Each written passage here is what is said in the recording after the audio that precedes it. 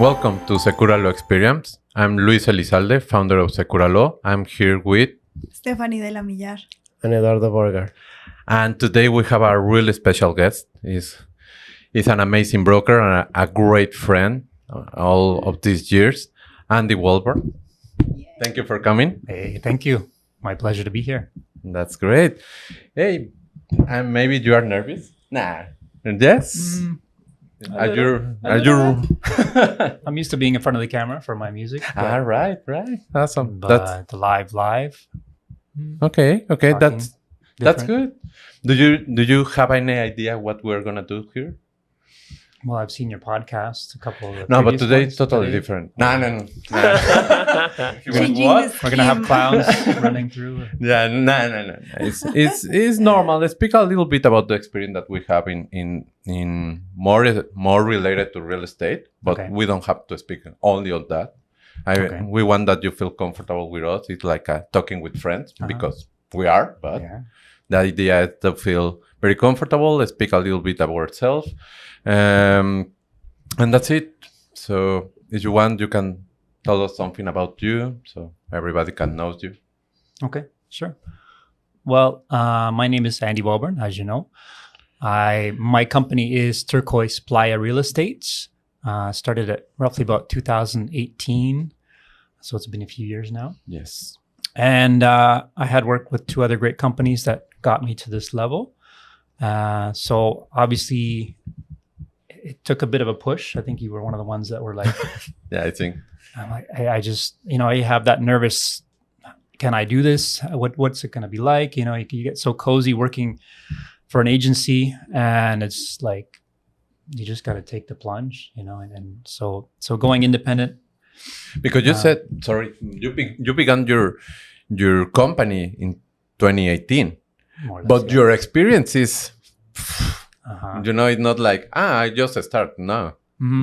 That's the reason you had the guts to move on, I Yeah. think. Yeah, for sure. It's because I've been here getting on 15 years in the area and working real estate pretty much 90% of that time. So I had tremendous experience. I learned a lot over the years from the previous agencies. I always give thanks to your past, right? Exactly. And also a big part of that was becoming licensed. I think 2017, right around that same time, I was looking at getting independent. Was the time I dove in and did the matricula, the Yes. certification and diploma for all the requirements to do the The right thing. to get the real estate license here, and that's an ongoing. Like I say, every year you have to keep up doing diplomas courses to do the renewal as well. Yeah, and the knowledge at the end is one of the most important things in your career in real estate as a real estate agent, because of course maybe you have the experience to sell, to contact or connect with the people, your clients. At the end, instead of client, it's also friends at the end of the sale. But the knowledge is, I think, it's very important. It's not like, okay, I'm gonna sell the house. It's not like that. You have a lot of experience on that and a lot of knowledge. I'm sure of that. Yeah, I think one of the biggest differences independent is, I think, interaction more with sellers. Also, As in agencies, I was pretty much focused buyer's rep for Okay. pretty much all the time. I had very little interaction with handling the sales on the seller side. So of course, I had some of my previous clients contacting me, "Hey, I want to sell." And I'm like, "Oh, well, yeah, let's Let's do it. let's go."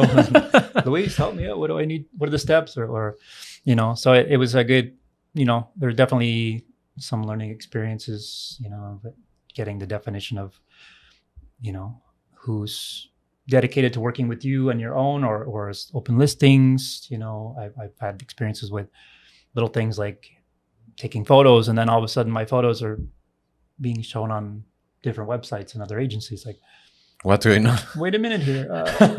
But no, so those things you live and learn, and tend to, because a lot of people will push that whole, well, you got to have the exclusive. I got to have the exclusive. For me, it's also the same level of what I learned over the years, earning the confidence and trust with the buyer, that you don't have that. Are they going to go and work with somebody else? It's like, if they do, they do. It's you be you, and like I say, the trust, the confidence of them wanting to work with you is, for me, the strongest point that I've had over the years. And you don't overthink the things. It's very simple. No. You keep doing your job. You keep doing the right thing, and stop thinking, hey, they're going to take to another agent. That's great. That's a really great mindset. Now that you said that as independent, you have more contact with the sellers as a seller rep instead of buyer rep, what do you prefer? After all of these years, with all that experience, what is the best? Or can you say, in sellers, this is something that I love. In buyer, this is something that I love. That kind of difference. What do you think about that? Big one. It's well, it's a nice. I like the balance. It's a nice balance, because when you're doing one of all the time, it's kind of like it's like, yeah, same. But there's never the one same client. Like, people are always different who you're dealing with. Totally. What I kind of have, I kind of put my stances. I don't like to put up with the pressure. You know me. That's good. I'm beyond anybody that, for one, puts pressure. But on the other level, I don't like to be like, so what's going on? Why aren't you? Sign the offer. What's going on with my listing? You know what? I can't be that position of person. It's like, I'm doing what I can. I actually sometimes tell people straight up, it's like, I don't have the power of an agency. I don't have the, bunch of agents in their office that have big databases and I'm me. I share it with agencies. You are totally true with your clients. I have my kind of forte where I do, as you know, my little virtual tours, my little video. I started that, kind of the activities during COVID. Where are your videos? In YouTube, right? Facebook, sometimes Instagram. I'm not so active on Instagram as much, but YouTube is... We can find it in YouTube. Okay. Exactly. As Andy or Turquoise? Turquoise Playa. Perfect. And Facebook, it's Turquoise Playa by Andrew Welbourne kind of thing. I have my name really strong. That's good. So kind of when things started opening up in COVID, I was thinking, wow, clients, you gotta figure out nobody's a way. coming here, so I guess I should just get out and start trying to get the property out to the people. So that's when I kind of started this flow of, okay, so I have my listings, but what can I do to enhance and get a better flow of activity and just show me as well, kind of like the Andy show, but with the property of a short clip of virtual tour, getting to know the property, and short and sweet. I know that videos are great, but there is something very special in each video that I know what is it. But if you want to explain to our audience what is, because it's something that is really you, and I think everybody wants to know exactly what is the different that your videos with the other videos, because it's something in particular that is totally you. My music? Totally. Exactly. No one is going to have that. You know that? Yeah, I don't have to search out and find stock. Put that. Like, yeah, I know. I have one particular song that a lot of people, I have one friend that just went wild when I released it. And it's mellow. It's also kind of upbeat, kind of like that nice flow for a video, so I kind of have that as my theme song. I've changed it a couple times, but maintain this. You have your preferred one.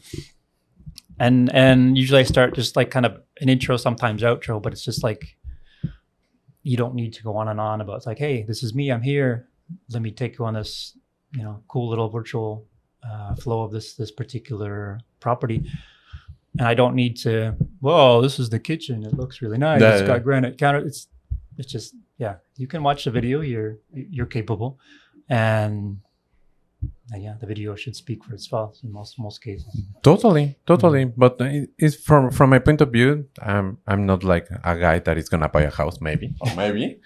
But when I saw that videos and I hear the music, as you said, it's not like the normal video that you have the kitchen counterfloor built 3 years ago. That kind of things that is very normal. Okay, but you have put your soul in that videos, meaning soul because it's something that is really, really you. So the client, when they saw that, or the people that are looking to buy a house and they look that kind of video, they know who is Andy.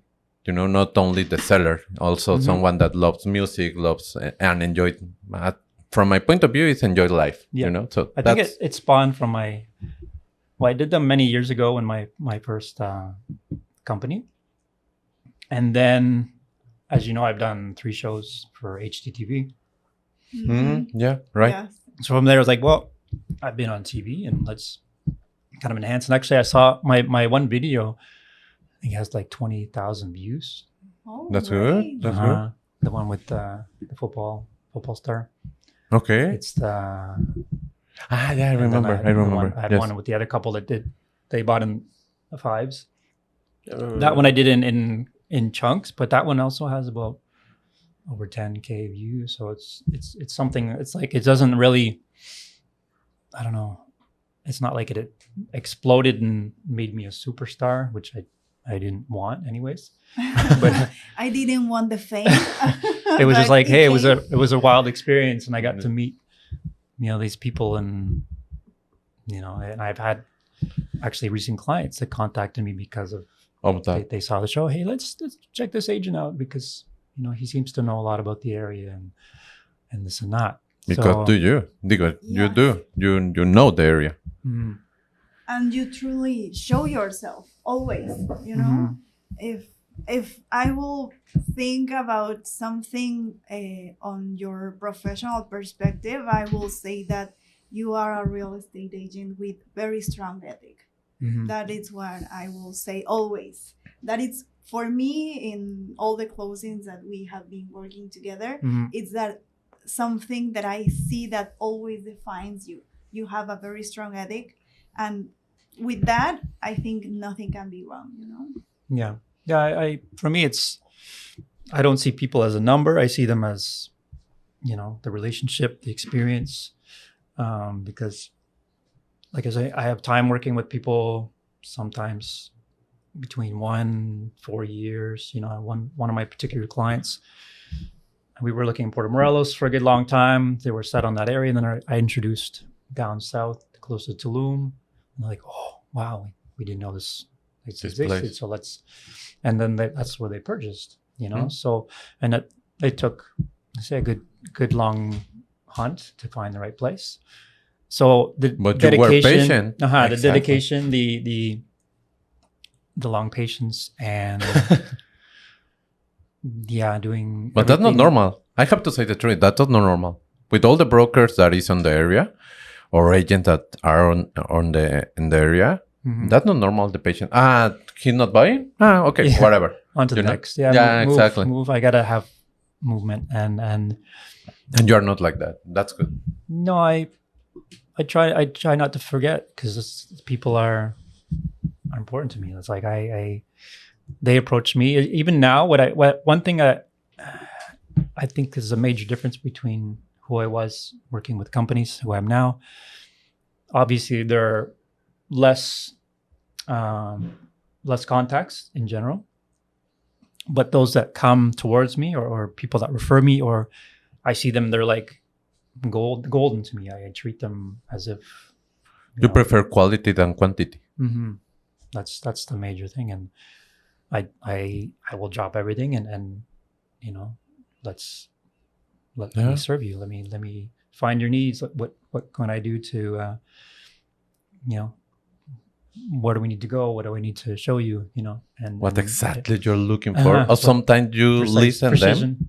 You listen to them, and maybe they're gonna tell you, I'm looking for this kind of condo, and you say, hey, but the way that they are doing and everything, maybe it's a house, and you go with a house because you know them, you speak with them, It's not that that's always happened, but I feel like you work with them like that. Yeah, I had certain clients that were so dedicated. No, we got to find a house. We got to find a house. I showed them all up and down the coast. And the price point was a little bit of a challenge to find, that what they were after. And then I brought up just one particular property, one condo that just give it some consideration. It has super spacious, nice common areas. And that's what they bought, So Exactly. It's like they can be so like, no, it's got to be this. I want this. It's and then, well, maybe give it some consideration. The worst they're going to say is no, forget it. Yeah, and that's it. Yeah, and then you get back on track and then keep on. But that's important to say, because you're looking the houses, and after that, after 3-4, and normally the agent is gonna say, whatever, they don't looking to buy, they are wasting my time, and you're not. You're looking for the real, I don't know, the best for them. Yeah. So that's good. That's amazing. Yeah, it's one of my. I guess I don't know if you can say it's a trait, or it could be a. No, but like it's something I have you, trouble. It's totally. I don't you. give up easily, even when there's been some of the deals have been kind of like really kind of wavering, or it's like, no, this must move forward. And how we gotta analyze every little Detail. possible path to get to accomplish that. So it's hard for me to just like, oh, okay. It's like, no. What else can we do? There's got to be a way. There's got to be a way. That's good. Always a yes and no. Not looking for no's.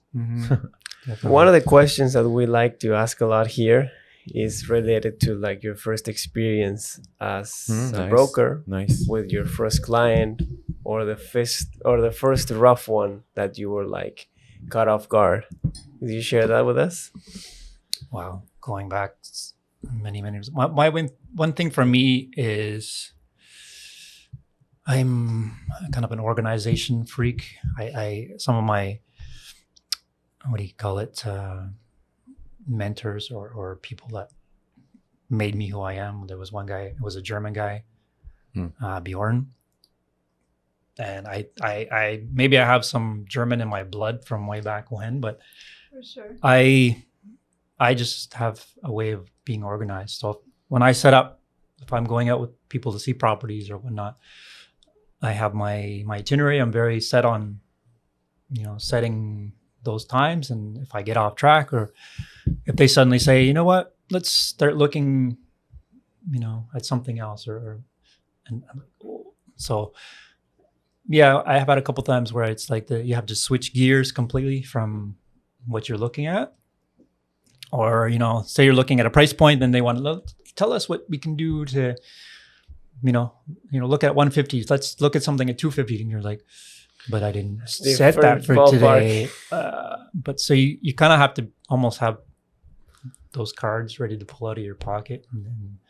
Definitely. And some of the most uncomfortable experiences, there was one where, as you know, this area with the lack of MLS and people running around contacting many different agencies, they just don't know. It's education, the process to get them aware of that. Sometimes they just doesn't mean anything to them. So there's one time I was with people driving around, and I was showing from externally. It's like, oh, this house is this price, and we can set up an appointment if you want to see it. So they're like, okay, sure. And then I had an appointment to show it to them, I think the next day, the day after. And I'm ready to go pick them up or meet them. And I don't reach them. So somehow I found out, I think with the listing agent or something, that, oh, the people are here with me right now. So I had to it was not me at all. It was like, I have to go confront these people and tell them what's going on. This is not right. We had this agreement.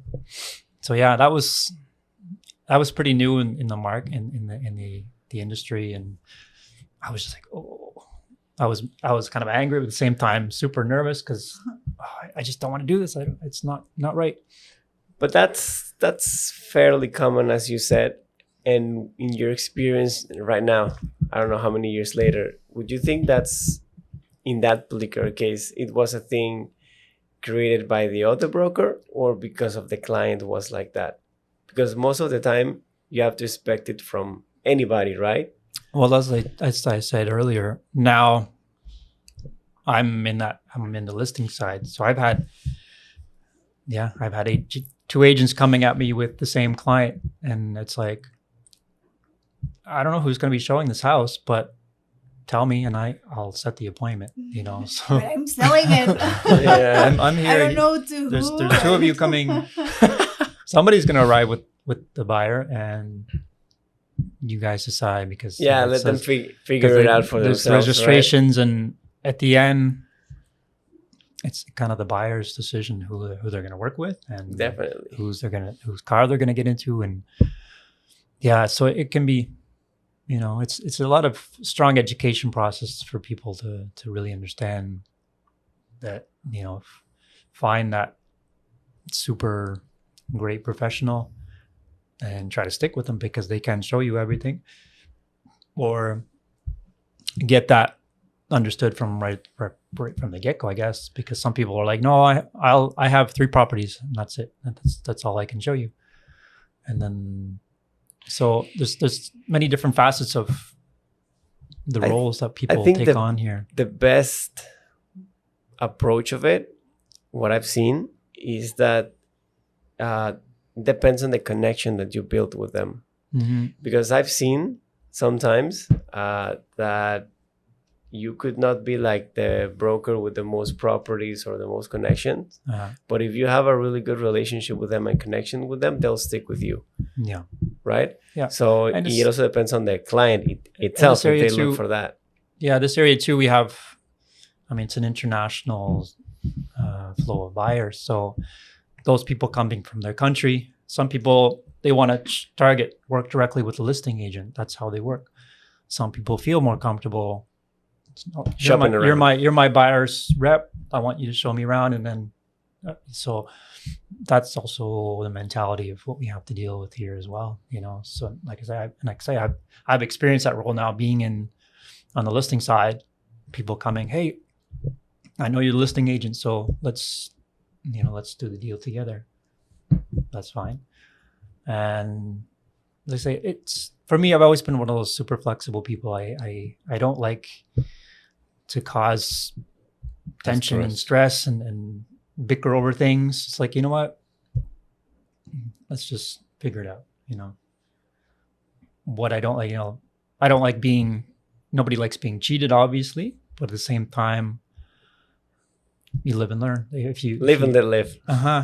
Also, I've made my goof ups. I've made, some of the mistakes in the process, and that's for me to, pick up and say, well, if it didn't happen, then I wouldn't have learned about it. So every little piece of the puzzle puts you together as the expert, the professional through the years. And I'm still gonna make mistakes. Definitely, we all learn as we go. But one of the things, and something that you mentioned regarding the international market that we have, mm-hmm. Would you think it has a correlation that people from X country comes and they want to work with an agent from that country? Would you think that's a factor? I think it's pretty strong. In my initial startup, I'd say strong 90% were my fellow Canadians that were contact. I don't know, it just seemed to work out that way, but it's like for culture, right? You're going to you speak English, unknown place, and they're from where you are. Creates like that connection. We both love poutine, right? We all know. It's our own culture. Yeah, there's something to talk about aside from the business and real estate to make that connection. Yeah, it's great. It's nerve-wracking. I think even more as the years have gone by, people have their kind of predetermined knowledge of what they think they're coming into. Mexico's this, Mexico's that. It's super cheap. It's kind of dangerous. It's this. They see in the news. My friend said I shouldn't travel there because that begs the question: what do you feel when people come with that idea, and how does it feel to pop their little burst a bubble? Bubble, yeah. It's kind of funny. I mean, it's just, like, I don't know, when some of the things you also get tired of. Like, for a while there'd be clients that they'd say, I feel like I'm on TV. They watch so much of the HGTV shows and House Hunters. Like, I feel like I'm on TV right now. Oh no, you're not. This is real. Is real life. This is not a game show. This is. But I just roll with it and kind of chuckle and but for the most part, my clients have been Canadians, Americans, some Europeans. It's just I'm kind of guessing that's kind of where the web page catches people as well, because I've also been exploring a little bit. I have a great partner now that she's helped me on the Mexican side of things, so we've experienced a little bit more of getting to know what websites to promote on the national side. And we also put my listings on my main site in Spanish as well. So it's kind of, I'm trying to open the door to broaden my expertise and our relation with locals, right? Everybody, locals, nationals. Because you are part now. I mean, you are part of the community, and I think that it's a plus that you can offer to any client that very well the community, not only the locations of the best units in the town, but also about the culture, about how to mix. Yeah, it's funny how many people, even Luis this morning, when I start speaking Spanish, it's like, your Spanish is very good. It's like, I mean, this number of years, like, come on, I should be at least intermediate level to advanced level. It's so you can help yourself around the place, right? Exactly. Go to the supermarket. Yeah. Know who's saying stuff behind your back. Like, yeah. Güero. That's the one that you get a lot, right? Güero is pretty common for me. Did you already went to Mexico? Güero? Into Mexico City? No, that's still on the list. I'm a little bit. You have. I'm mixed. I'm a little bit mixed on that because I don't like the big cities. I dread big city. Even Cancun for me now is a major stress to go there because of traffic and getting around. So, but you have to try a mercadito. But I hear for the culture, I'm really curious about the cultural things, museums, the music stuff, and the food. I mean, food. It's good here, but there it's amazing, really. That's how I discovered when I went. I had a kind of a mission, a little bit of goal, kind of a little bit prior to COVID, but I wanted to visit a new city, every year, a new place. Excuse me, in Mexico, every year, or if I could do a couple in a year, then. So I've been to Guanajuato, Guadalajara, Oaxaca. I've been to Monterrey a few times, so it's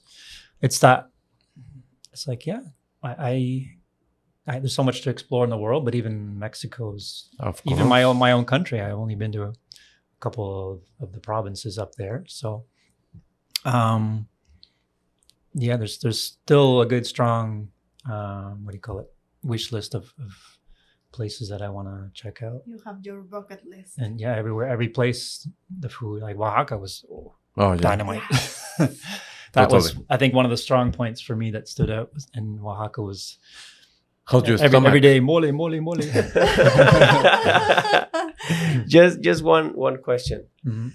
When you visit places, let's say all these cities that you went in Mexico, as an agent, are you still interested a bit in like the area?